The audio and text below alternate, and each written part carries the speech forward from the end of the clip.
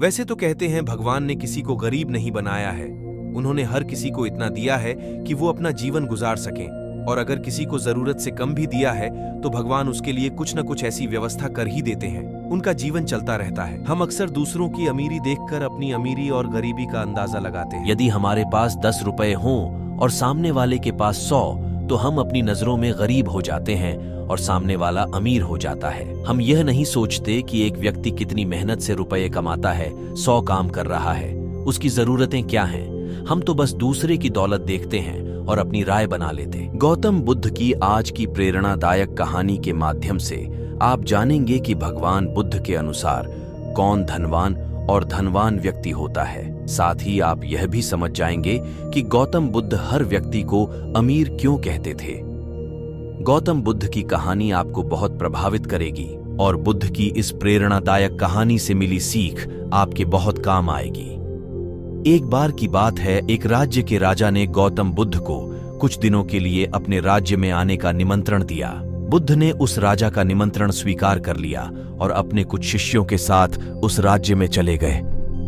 राजा ने बुद्ध से मुलाकात की और उनसे कुछ दिन वहां रहकर अपने राज्य के लोगों की समस्याओं का समाधान करने और उन्हें धार्मिक मार्ग पर चलने की शिक्षा देने का अनुरोध किया। बुद्ध ने राजा की बात मान ली और इस राज्य में 3 दिनों के लिए एक धार्मिक परिषद आयोजित करने का निर्णय लिया। गौतम बुद्ध के आगमन की खबर पूरे राज्य में फैल गई और धार्मिक सभा के पहले ही दिन बहुत से लोग आए। उसी राज्य के चौराहे पर एक भिखारी बैठा रहता था।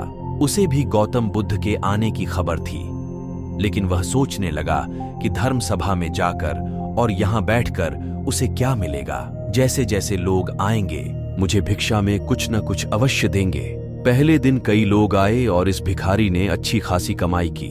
अगले दिन फिर वही क्रम जारी रहा। भिखारी ने भीख मांगने के साथ साथ यह भी देखा कि धार्मिक सभा में जाते समय लोग उदास और दुखी हो रहे थे और उन्होंने उसे कुछ दिया भी नहीं। जब वह बुद्ध से मिलकर वापस आता है तो बहुत खुश दिखता है और खुशी खुशी भिक्षा भी देता है। यही सोचते सोचते दूसरा दिन भी बीत गया। तीसरे दिन जब बहुत कम लोग आए तो भिखारी परेशान हो गया। उसने कमाई नहीं की। उसने सोचा कि बुद्ध तो सबकी समस्याओं का समाधान दे रहे हैं, तो क्यों न मैं भी उनके पास जाऊं और अपनी गरीबी दूर करने का उपाय पूछूं। ऐसा सोचकर वह भी धर्म सभा में गया, लेकिन वहां लंबी कतार थी। बड़ी मुश्किल से उनकी बारी आई। बुद्ध के पास पहुंचकर उसने प्रणाम किया और कहा, प्रभु, इस गांव में सभी लोग सुखी हैं और सभी लोग धनवान तथा सुख सुविधा संपन्न हैं, फिर मैं गरीब क्यों हूं? तुम गरीब हो क्योंकि तुम हमेशा दूसरों से मांगते रहते हो, लेकिन कभी किसी को कुछ नहीं देते हो। भगवान बुद्ध ने उस भिखारी को देखा। आपको लगता है कि लोग तुम्हें भीख में बहुत सारा धन देंगे, लेकिन आप किसी को बदले में कुछ भी नहीं देना चाहेंगे। यह सुनकर भिखारी बड़े आश्चर्य से बोला, हे प्रभु, क्या मैं लोगों को कुछ दूंगा?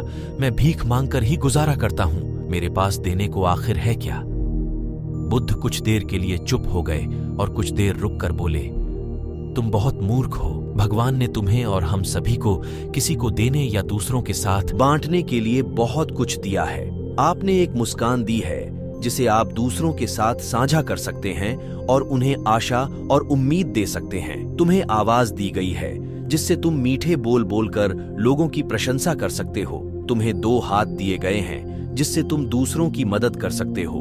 तुम्हें एक स्वस्थ शरीर दिया है जिससे तुम भीख मांगने के बजाय कड़ी मेहनत कर सकते हो। जिस व्यक्ति को भगवान ने बिना किसी कमी के ये चीजें दी हैं, वह कभी गरीब नहीं हो सकता।